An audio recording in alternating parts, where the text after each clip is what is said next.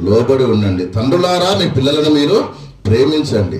ఈ బాండింగ్ అనేది ఎప్పుడైతే మనం అతిగా చేస్తామో వదిలిపెడతామని నేను చెప్పను. అతి ప్రేమ కూడా కొన్నిసార్లు ప్రమాదాలకు దారితీస్తుంది. అతి కేరింగ్ కూడా కొన్నిసార్లు ప్రమాదాలకు దారితీస్తుంది. సో ఎలా ఉండాలంటే మన కనుసన్నల్లోనే మన కుటుంబం ఎప్పుడూ ఉండాలి. నువ్వు ఒక వస్తువు కొనుక్కున్నావు అనుకోండి, ఆ వస్తువు నువ్వు జాగ్రత్తగా కాపాడకపోతే అది పగిలిపోవచ్చు, విరిగిపోవచ్చు, పాడైపోవచ్చు. మరి దేవుడిచ్చిన బహుమానం కదా గర్భఫలం అంటే.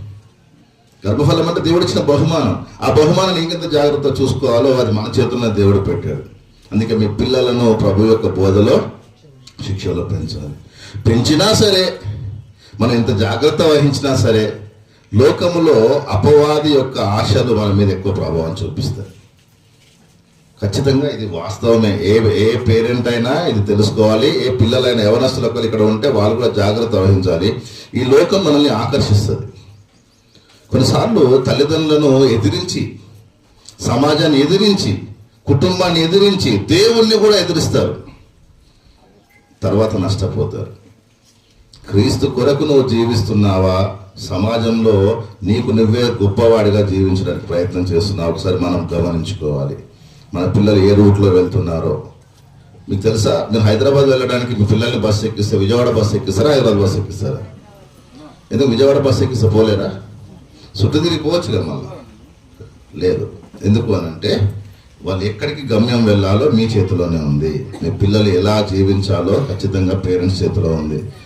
ఈ సమయంలో అబ్రహాం గారిది, షారా గారిది ఎలాంటి లోటు అయితే వాళ్ళ పిల్లలకు కల్పించలేదు అనేది చిన్నప్పటి నుంచి నాకు కొంత అవగాహన ఉంది. పూర్తిగా లేకున్నా కొంత అవగాహన ఉంది.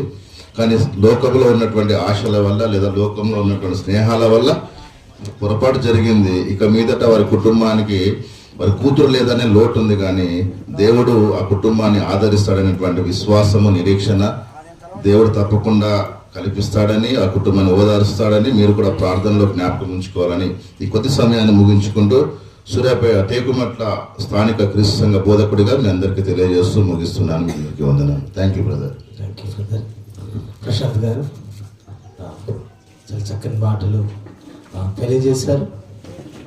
నిశ్చయంగా పిల్లల విషయంలో ప్రతి ఒక్క సేవకులకైనా తల్లిదండ్రులకైనా తగినటువంటి జాగ్రత్తను కృపను దేవుడిచ్చును గాక.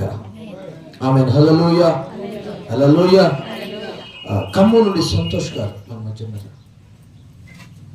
రాలేదా? No problem.